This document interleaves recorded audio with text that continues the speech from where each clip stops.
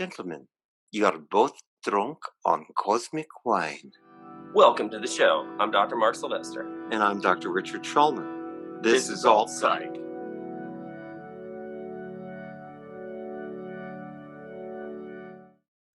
We're on. We're live.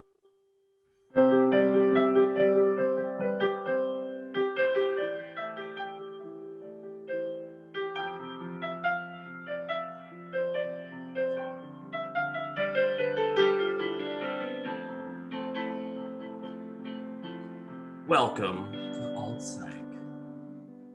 I'm your host, Dr. Mark Sylvester. Dr. Richard Schulman. Proving that the music soothes the savage. You are getting very sleepy now. So before you fall asleep, please welcome to the show, Debbie Stein. Hey, I love the applause does a lot for somebody. We couldn't afford an audience, so I apologize. But as I was saying, I'm thrilled. I'm thrilled about this week. I'm thrilled about this show. I got so many freaking questions. I don't know that Rich is going to get a word in edgewise. So let me just be the first to welcome you and have Rich introduce you and your special talent and gifts and what you do. Well, Debbie has been my voice teacher for over 2 years, and she's such an amazing teacher. I didn't realize that there was more than an art to singing. There was a science to it as well. And the difference in my voice is remarkable. She's also more than a music teacher. She's a singer, a songwriter, and she's a member of my band, which is probably why we're any good. I'm amazed at how articulate and just the ear that she has is incredible. So welcome, Debbie. Thank you.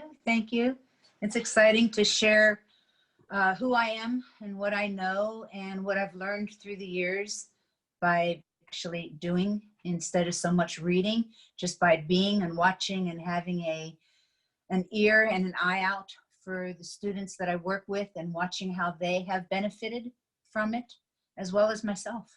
So this is a great topic, because what we're going to talk about is not only are you a talented musician and very creative and have worked in a variety of different settings, but how music is a therapy, how this is a medium to connect with people on both a conscious and an unconscious level, on a psychological and a physiologic level, on an emotional and a spiritual level. To me, it's the one type of therapy that cuts across and through all domains. You know, cognitive behavioral therapy is very evidence-based, it's very successful, but it's very limited in the patients that it can go to. Music is for everyone.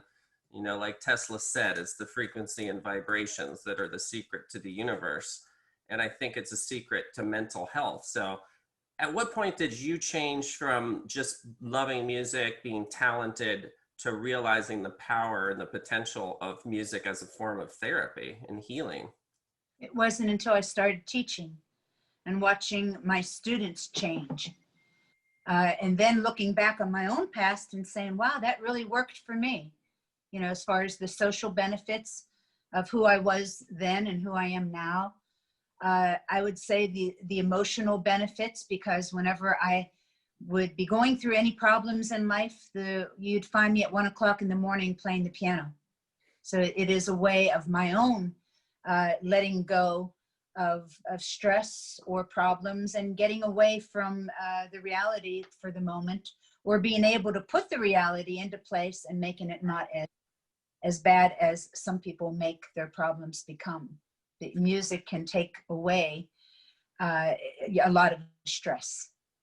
You know, we did a show on kind of a mental health toolkit during the COVID era, and a lot of the unique stressors that have happened in 2020 to really us all. And we covered a ton of ground, and we kind of gave a more of a lip service to music therapy, but we promised that we were going to come back to it and have you and really kind of delve deeply into it.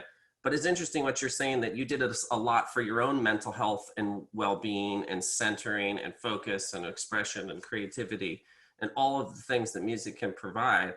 But we want to teach people that this is something they can do during the pandemic, that it's something that's not only extremely powerful, it's extremely available, it's extremely untapped and free, and it has no side effects.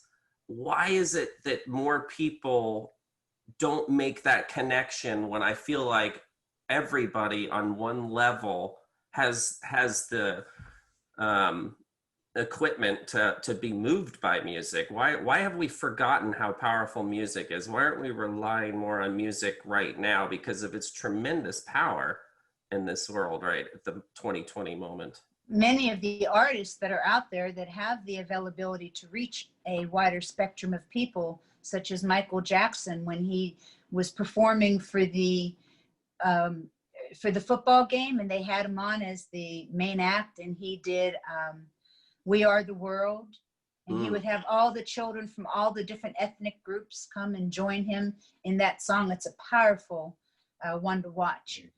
And I think people are so self-centered that they don't know that the availability of what music can do for them can help them, because they're really focused just in on themselves, without really knowing that if they would just turn on the radio or a YouTube song that they like, that it would relieve a lot of their feelings that they might be having at the time.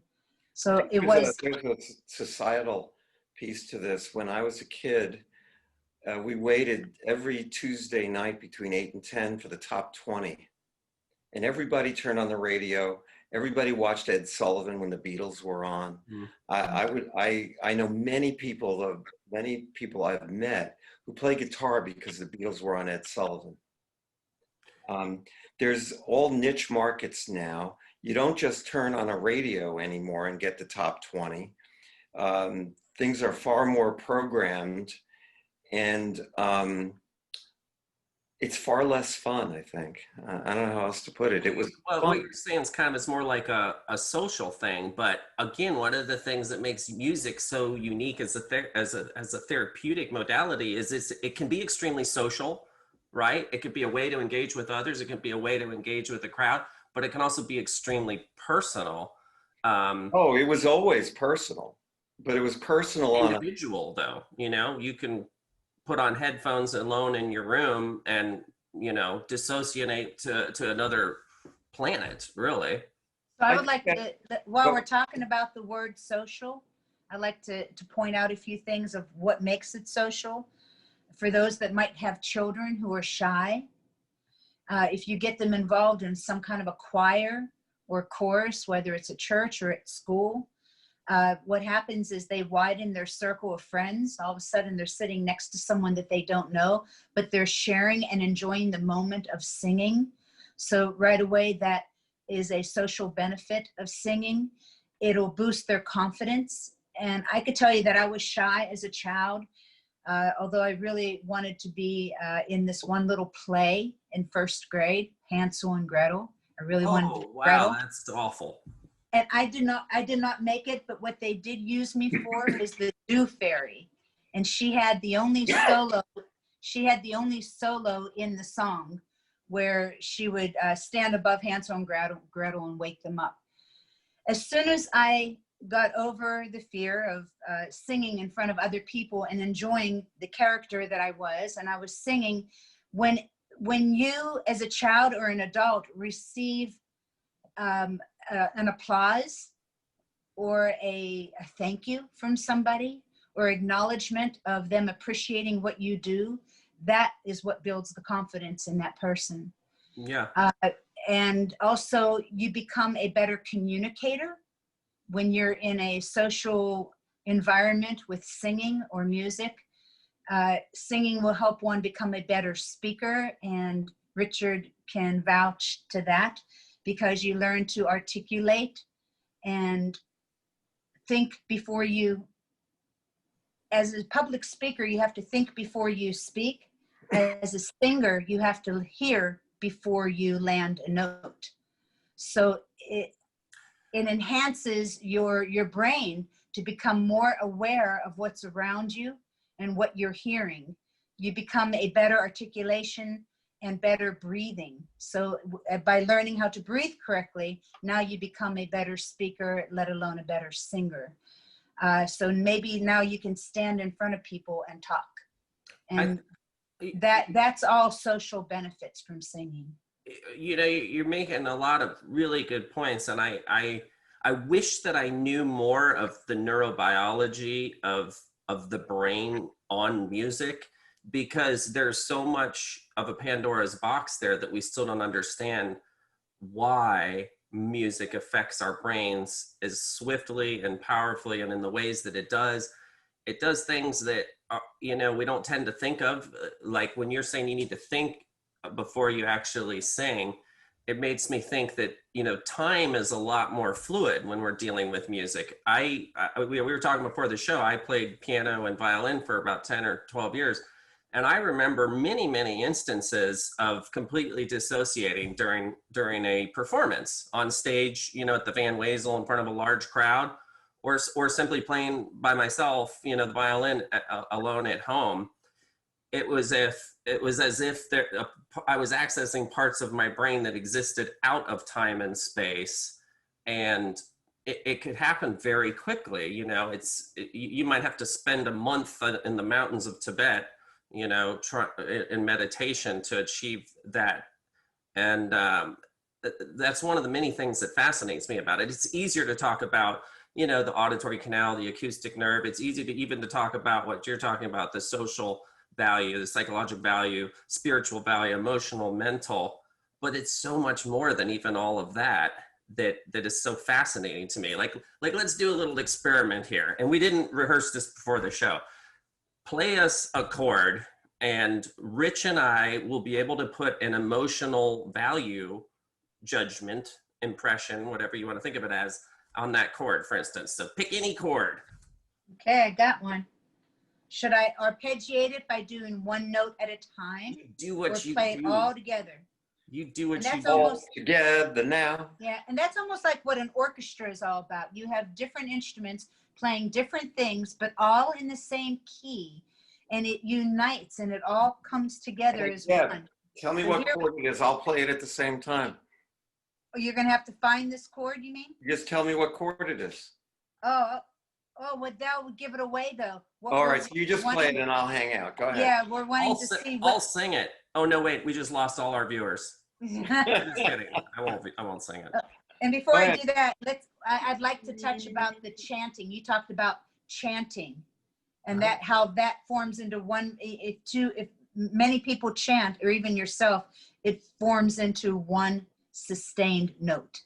And we'll talk about that later, because that has to do with the psychological as well. Okay, what do you feel when I play this chord?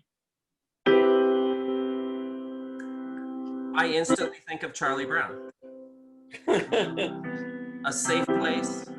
No, that's actually a chord from Tommy. Well, hold on. And it makes a difference if I play it here. Yeah. Don't talk, just let it feel. How about this?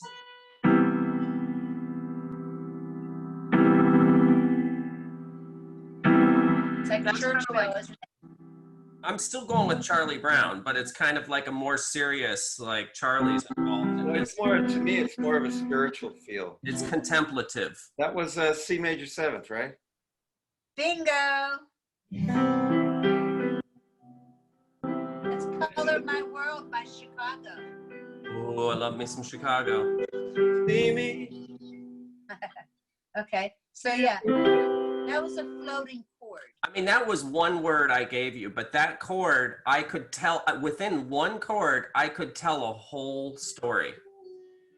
And I think the point that illustrates that probably better than anything, and Richard knows where I'm going with this, is Great Gig in the Sky by Pink Floyd. The entire song has not one word.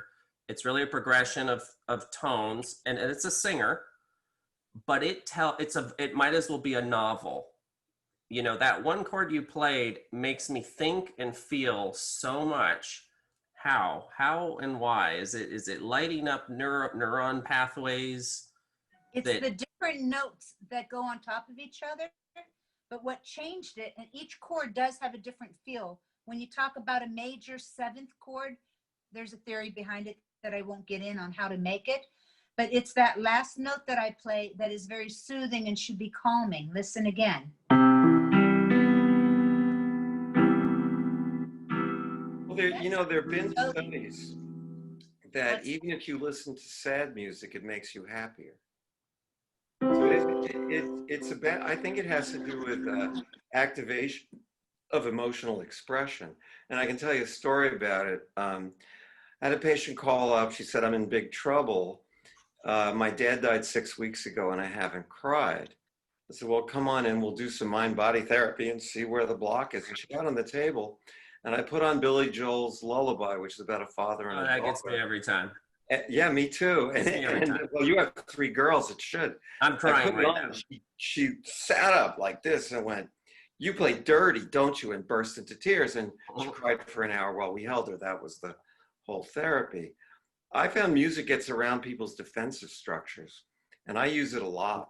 Yeah. You know, especially with people who are kind of blocked up, or to hammer home a point. Yesterday, we were working with Samantha and I worked with a client that's well known to you, Mark, very blocked up, and she started having the breakthrough, and she was a dancer who had been raped and couldn't dance anymore. Well, because it was an emotional blockage. I started playing some music, she started moving. It was incredible. Wow. Because the blockage had been lifted, the music got in, and she said, I said, well, why don't you just dance? You know, because that's what she really wanted. There are so many things and I found that the lyrics are going to get in unconsciously to people.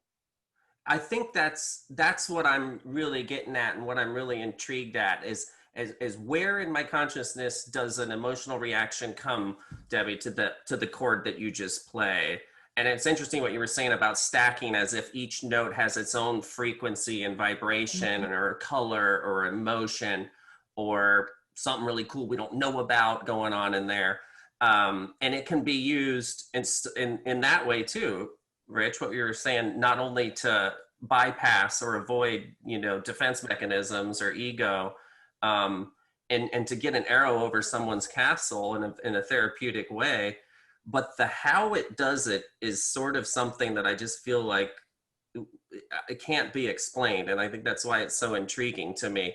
Like we were talking before the show about this, right? The concept of tuning forks, or, if you have 2 pianos and you're playing on this piano over here, this one will start to, recruit and vibrate sympathetically.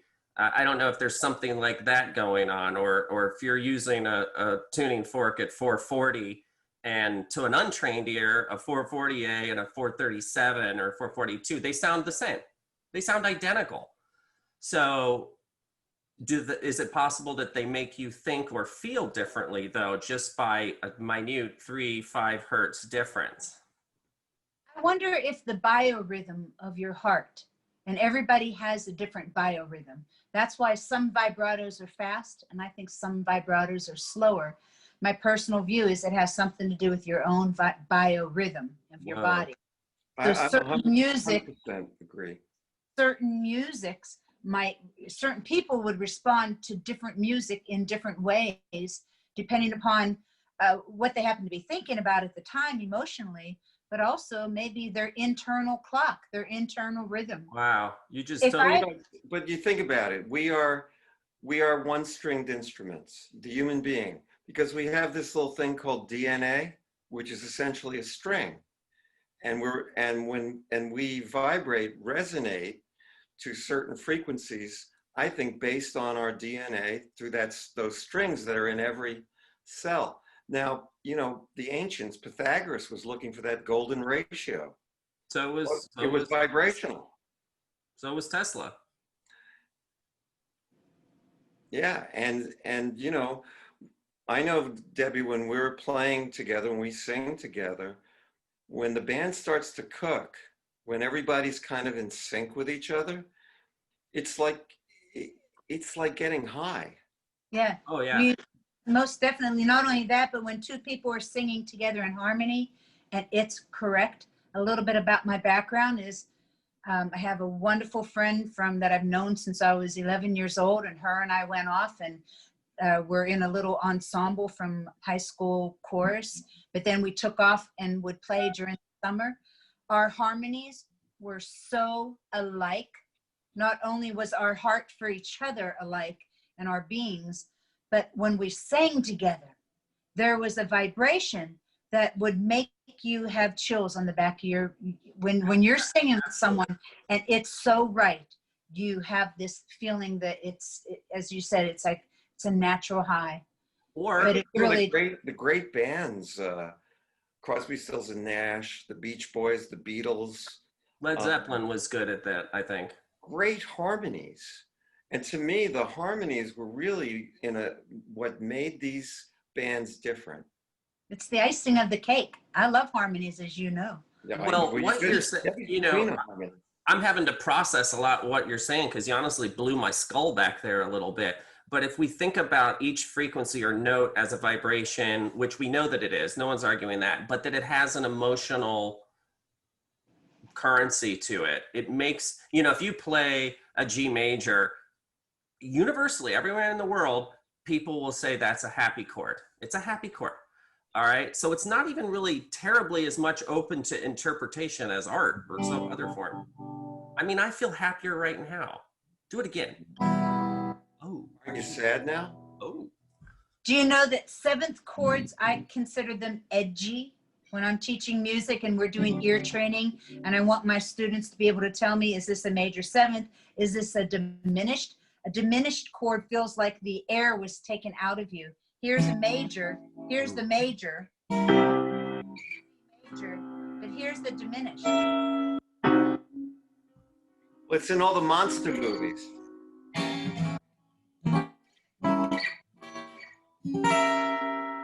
There's your diminished. Yeah. Well, it's in all those horror movies have diminished chords. But the seventh chords are almost too edgy and hard. It's like buzz, Yeah, that's a scene change for Friends, you know, when it goes to. Yeah, but the ninth chord is kind of funny. It adds color, it adds depthness. It's to irreverent. The way I feel. Well, let's take it a step further. How about notes that are, like I said, forget about what I was talking about before about the A and a 3 to 5 hertz difference. What about if we talk about extra audible sounds? And this is something that's still kind of controversial. I fully believe in the power of this. The human ear varies from person to person in terms of the frequency width it can hear. But we know, obviously, dogs can hear high whistles and, you know, other animals can hear lower. Let me put this question out there. Are we still affected on an emotional level for like, I think the normal here, all my viewers will fact check me, is like 20 to 20,000 hertz or something like that. Is there still an emotional currency if a note is played at 10 hertz or 30,000 hertz? Will it still evoke an emotional response, you know, similar to what people are saying about 5G and that frequency affecting people's emotions or controlling their behavior or doing any number of things to the brain? I think that people use it. I mean, I've seen a movie about how they torture people with sound. You know, if they'll put you in a room and put the music so loud that it just resonates and it makes a person, you know, give in. So, I mean, music, that's horrible. You know, it's a horrible thought. But what happens is there's the 440 or the natural tuning that we're used to is a calming ability, I feel. But we talked about this a little earlier about how the ear has a little organ in it called the sacculus, and it responds to vibrations. And I think that those vibrations cause a sense of pleasure when used in the correct manner, such as in therapy. I would, if I was a therapist like you are, I would try to find out what kind of music they like the best. What do they gravitate to? And, I always do that. Yeah, and just don't even talk. Just let them listen to the music, and then turn the music off, and then start your session that might relax them into where they could open up about themselves. Well, I mean, Have you used music? What's that? I know that for you, music is a very spiritual event. And my observation is that there's a spiritual frequency that music can reach that you can't just get by telling people, well, look, go and say hi to God. You listen to Mozart, as far as I'm concerned, you're listening to music inspired by God. You know, and I've listened to some of the things that you've written that sound really inspiring and bring people to a higher level when you play them. They do say you sing like an angel, you know. Yeah. The heavens opened up and music was heard. Sing your heart out. There's so many analogies that would pop into my mind here. Rich knows the intro to this show, which you'll see in the final cut. I was really adamant about capturing this one chord from Us and Them, a Pink Floyd chord, which kind of brings about a resolution and a harmony. But it's a very unique and specific chord that's recognizable to this one particular artist and song. But it has a unique and tremendous emotional currency for me, and kind of that's why I insisted on doing it and putting ourselves out there at risk of Roger Waters himself suing our pants off. But I think you did your homework. He'll only sue you, not me. Yeah, that's fine. That's fine. Hey, Rich, you did a research on the beginning chord of the Beatles song where they used two different chords and yet they blended together, and it just opened up where people were like, wow, wanting to know what is coming next. Yeah, it was the first chord for A Hard Day's Night. But actually, I've gone beyond that a little bit, and there's a series on YouTube called What Makes This Song Great. Apparently, there are a lot of great artists that use that polychord kind of format. They'll usually use chords that are not dissonant, but like Tom Petty does that a lot. And I think it's partially why he's so successful. It captures people. He'll play an A and a D at the same time. You know, it really, and it gives it an interesting flavor. And actually, Mark knows, and our viewers might know that Debbie and I are recording an album. Our band's recording an album now, and I've talked with our guitar player a lot about when to use this. And I would say that with music, and I ask you this, Debbie, how do you feel about hooks in music? A lot of times they don't even have to be words, or they could just be one word or just a guitar lick that is so repetitive that you hear it and you know right away what song you're talking about. So again, that has to do with the formation or the order of tones. Maybe there's something there too. You know, to go from anytime you play a 5 note in a chord, it always goes home to 1. You always know it's coming back to 1. So there is something about every tone on the piano that goes together like a family. And there's more depth and flavor in music, and people without musical background may not know this or may not be able to think about it, but you've got crescendo and you've got decrescendo and you've got acceleration of tempo and deceleration of tempo. There's a tremendous amount inherently built into the musical design that allows for a freedom of expression of the humanity itself, which is channeling it ultimately, that gives it such utility and power across all kinds of cultures. And speaking of the Beatles before, I think, that was one of the things that made them so enormously successful. That was that piece that was unexplained, why it was so universally attractive, young, old, different cultures. And I don't know if it has to do with the polyphonics that you were talking about, or them connecting with vibrations and frequencies that are a commonality of the human experience that we all want kind of all the time. And are yearning for. And much like Mozart, who's 500 years later still got the power to do that, I think that they captured that somehow, and They that's were magical. Yeah, the Beatles had the harmonies, but what they would do, in my opinion, they'd always throw a chord in that, or a sound that you didn't expect. They'd throw an augmented chord in or a diminished chord in at a moment that, and that somehow they got it to fit. And my sense is that that created a dopamine response in the brain, like a pleasure response. What, Debbie, you got something? I was just ready to talk about that, is that the physical part benefit of singing is that when you do sing, not only is it the social, but it releases the endorphins, which is that little feel-good chemical in the brain. And you all know that from the work that you do.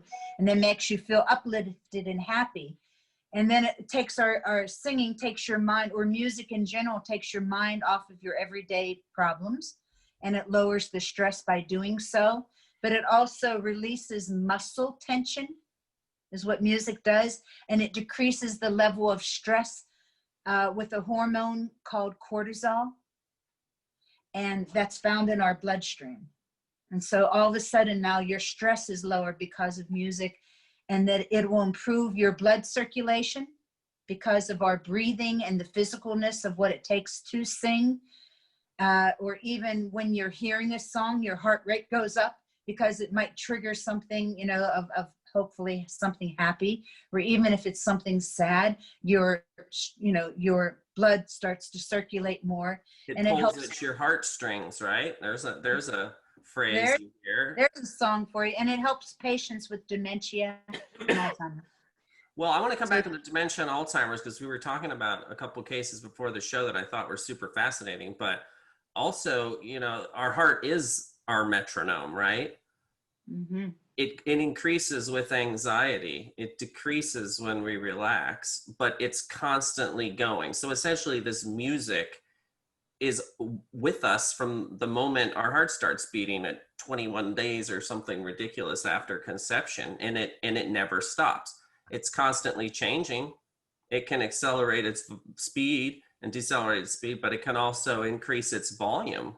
People who have a regular heart rate, but sometimes it's thumping louder and harder or more crisper, or sometimes if you're dehydrated, you get splitting in the heart sounds, and it sounds like a drum beat within the heartbeat itself. To me, that's fascinating. It's connected to our brain, of course, during the vagus nerve. But tell me what your thoughts are. We talked a little bit before the show on that. Well, hold on. You said about the heartbeat. I was in North Carolina, in Cherokee, North Carolina, and I got a chance to go to their Indian village, which is a replica of what it's really like in an Indian village. And one of the things they talked about, where they put us in a circle in the powwow, where they used to have their society meetings, and they asked what the drum beat, what they think that everybody thinks that an Indian drum beat is this. But that's not an Indian drum beat. That makes me think of Friday the 13th, by the way, Michael Myers coming at me with a knife. The drum beat, real Indian, and there's a reason behind it. They asked if anybody knew what this drum beat was. Boom, boom, boom, boom, boom, boom. And right away I raised my hand and I said, that's a heartbeat. That is where from a baby, when you're inside the mother's womb, you are surrounded by the circulation of the body, the blood, and the heartbeat. So we are programmed from infants, from conception, to have this rhythm in our bodies. And I think that is the icing on the cake of what we're talking about, how music is so important to our souls in many different ways, and it stems from the heartbeat of your mother. Yeah, that's and if you look at a pentatonic scale, for example, you'll find it cross-culturally. You'll find it in Chinese music, in Native American music. It's the hallmark of rock and roll. If you're in that scale, you can't hit a bad note because it will resonate. And once again, we're back to how people resonate to music. And I think about this a lot because we play music. We're trying to connect with people. Why does a 1-4-5 chord progression, after all these years and thousands of songs, with that same chord progression. You play it again, everybody loves it.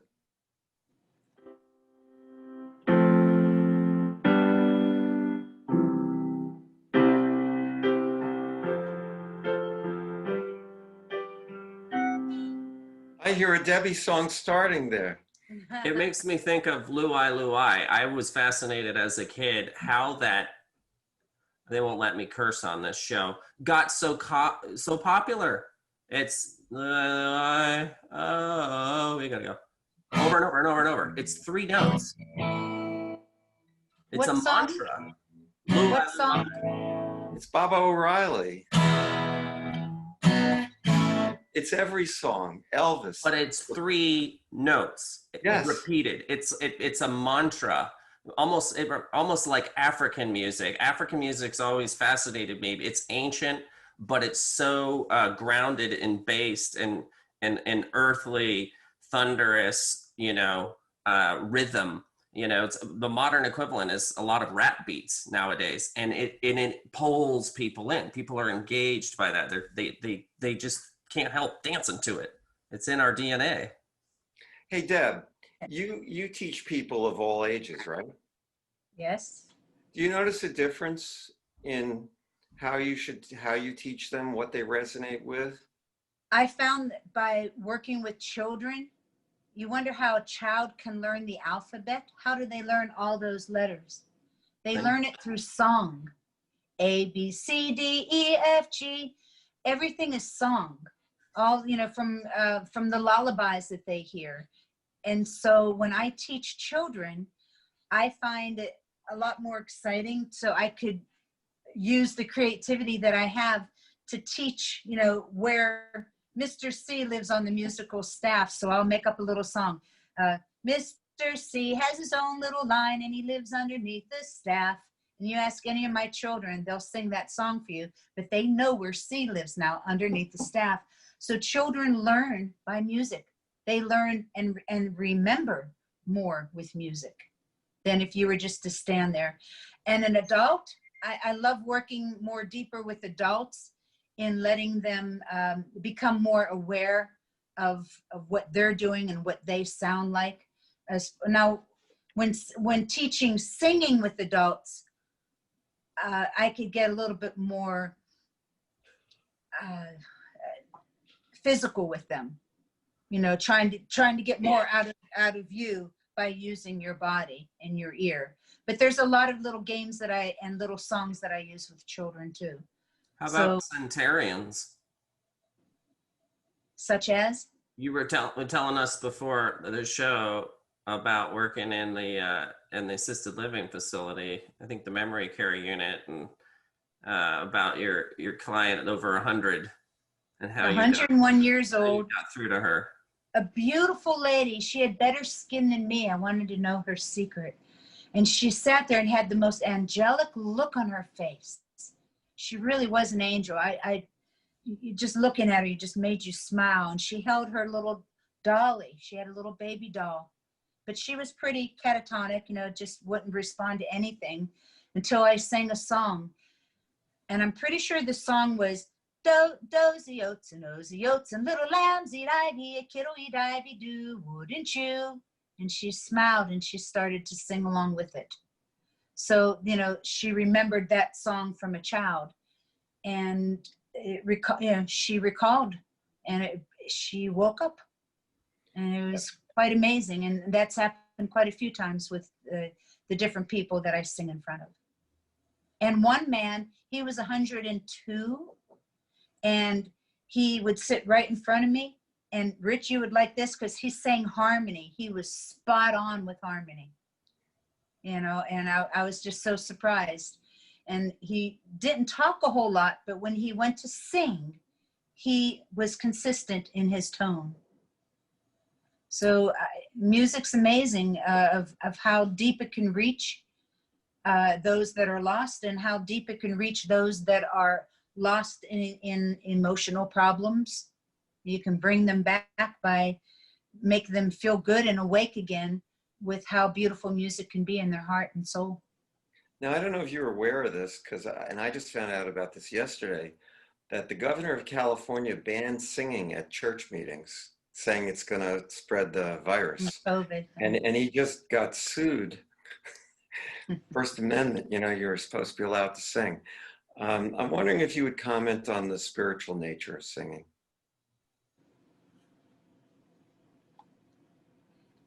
I think it helps us communicate with God, for those that do believe in a God. Even spiritual doesn't have to be a God. It could be with the nature around you.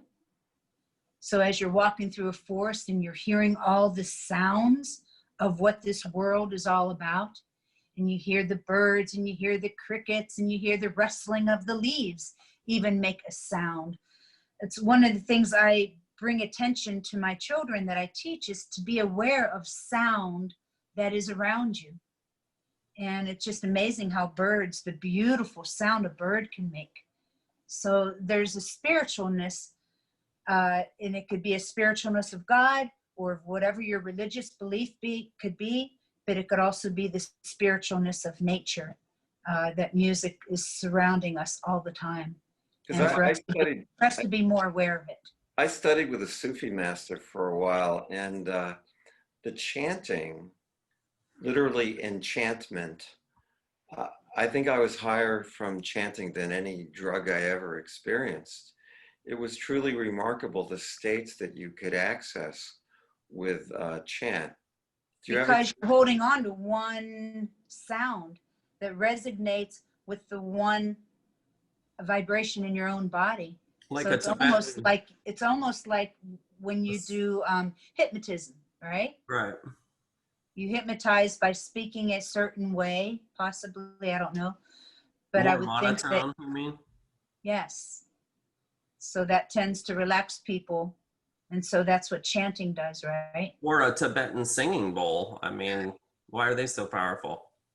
Oh, those are beautiful, aren't those? And they pick up harmonics, which a lot of people, if they don't know what harmonics are, it's similar phenomenon to what I was saying before about playing on this piano over here and the strings on this one vibrating. It's an extra nodal manifestation of the intention put into the original note, an echo, if you will, frequency echo.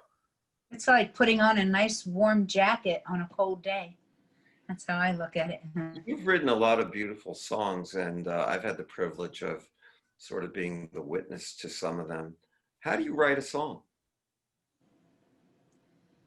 Well, mine usually come at the same time. Some people just write music and then go back and write words. Number one is don't doubt what it is you're saying. Don't doubt. Don't doubt what I'm playing. Does it make sense? What I'm singing, does it make sense? Although songwriters will know that when you write a song, you scribble all these things on a paper, and then you start putting them into an order. So you let out what you're feeling. To me, writing a song is like praying. You know, it's like you don't think about it. You just talk. You know, when I first learned, Debbie, will you say a prayer? And I'm like, I don't know how. Talk. What's that? If you take what you're saying a step further, and I'm trying to think of a good example, probably Freddie Mercury was one of the most ineffable songwriters and composers in my knowledge base. And it's almost as if, you know, if you take the song Bohemian Rhapsody, forget that it's, you know, very musically complex, it's extremely universal. There's a ton of commentary on it, and there's changes and key shifts and all of that. But, you know, I watched a biography on him, and that song was already written before he thought about it in his head. He knew that song was there. It's as if he didn't create it. He just downloaded it from somewhere else, and he knew exactly what he wanted it to sound like, and he just had to get the guys in the band to be able to generate it and reproduce it. And I think or how did Mozart create this? I think a lot of songwriters certainly have a catchy tune. They experiment with different chords like we were doing before and see what kind of emotion it evokes. And then they think about transitions and compositions, and it can be very, you know, you can teach that in college. I don't think you could teach what Freddie Mercury had when he wrote Bohemian Rhapsody. It's as if it came from another plane of existence or dimension or outside of himself. What do you think about that as God? Well, I do it all the time. Let's see, wait.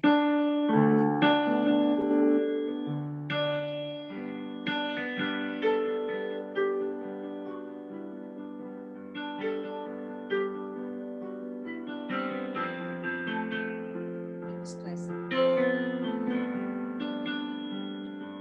This was at 1 o'clock in the morning. You just sit down and you don't even know what you're doing. And that's where it just comes in from.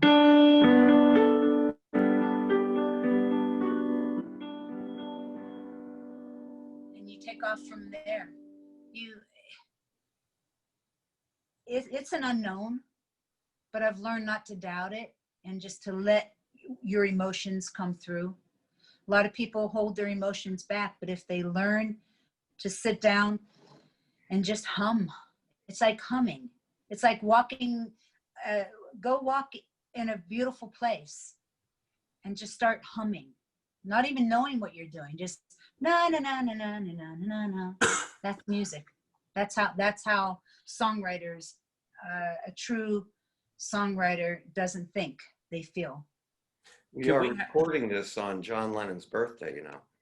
Well, he's 80, right? Or 83? He would be 80 today. 80. And John, I saw an interview with him once where he said, "I don't write music, I find it." Yeah, it And finds you. After all, he was the walrus. Yeah, Walrus. that's really cool. Today's his birthday. Yeah. And yeah, it finds you. But people that are not musically, able to actually sit and play an instrument, you have the instrument inside you. And that's what singing is. My very first information that I give to people when they come is you're learning an instrument. And the instrument is inside you. Your body is the instrument. So you could take it anywhere. You can take it in the shower, take it on a walk. Oh, piano. I sing everywhere. So then, if you allow your instrument just to break through the gate and just start humming one day, you'll come up with melodies. If you allow yourself to trust yourself in what you're hearing and feel. We have you back. I could do this all day. We could spend a whole other hour. There's so much I wanted to get into, like talking to plants helps them grow better and all kinds of powerful things that music does. And the physical benefits. The strengthening of the diaphragm, the circulation that we talked about, the posture, your own posture will help your whole body circulate better. It strengthens your immune system and it helps you sleep. And how about ultrasonics and blasting apart kidney stones? I mean, there's so many levels that we could go into. We just, we don't have enough time today. Rich, do you have a burning thought, desire before we let this Yeah, I actually have a couple of them. First of all, thanks, Debbie, for being with us today. And thank you for being my teacher and my bandmate. How do people get to have lessons with you? They are welcome to email me or text me. I'm happy to give them my cell phone text or email. Okay, we'll put it in the YouTube, the description of the YouTube. I really appreciate you being with us today. And is there anything, if we had another hour, what would you be talking about? How each individual person can reach inside themselves and allow themselves to feel the music in their heart and to allow the music and the sounds of the earth to resonate with them. So the stress that everyday life puts upon you can be a little less stressful through music that you can turn on radio, listen to your favorite song, hum while you're walking in a park somewhere, listen to where you hear music in an elevator. Even when you're sitting in a dentist chair, there's music. So let the music absorb inside you and allow it to make you feel better. And that was the goal of the show today, is to really remind people of the power and ubiquitousness and availability and all of the benefits that can come across the board. And I am so grateful that you were here. You're a fascinating woman. It's a fascinating topic. I would love to have you on and really just go down the rabbit hole with this. So feel free to come back anytime. Yeah, I would like to come back and research a little more and talk about the concepts of the actual tone and frequencies and how they really do internally respond, to our bodies, and get a little bit more science-minded. That's where my brain lives too, because I think of like two different frequencies coming together can either cancel out or create a huge response, and that has applications and implications that I think we're just beginning to understand and kind of postulate some of these ideas. So we all agree it's powerful, it works. Do it at home. Make sure and join us next week. Sing in the shower. And please sing in the shower. Okay. God knows I do. Of course, I only sing Pink Floyd, so it's just full disclosure there. But I know. What about you, Rich? What's your favorite? Oh, I use music because my body won't tolerate alcohol and drugs. Here you go. So it's faster and no hangover. Well, And and it's really not cheaper because I have way too many of these, but it is healthier. And just what so a everybody knows, you can hear Debbie singing harmony on the Dreamwalkers album, and you're going to get a lot of her wonderful songs as we're recording a new album. And what a talent Richard is. Oh, I'm sorry. I was going to say what a talent Richard is in his music, and his words are amazing. And I can't wait, till the album comes out and people can hear where your thoughts are on life, Richard, because you're definitely a storyteller as well. And well, we're a combination. We have an amazing band, and I'm really looking forward to finishing the album. And I worked on 3 of your songs yesterday, and really good. Well, we'll put a link to Dreamwalkers as well. It's certainly poetry in motion, and I want everyone to check it out. But that's all the time we have for today. Again, thanks for joining us. And until next week, remember, be well. Be well. Be well, be happy. Thank you. Thank you. Bye.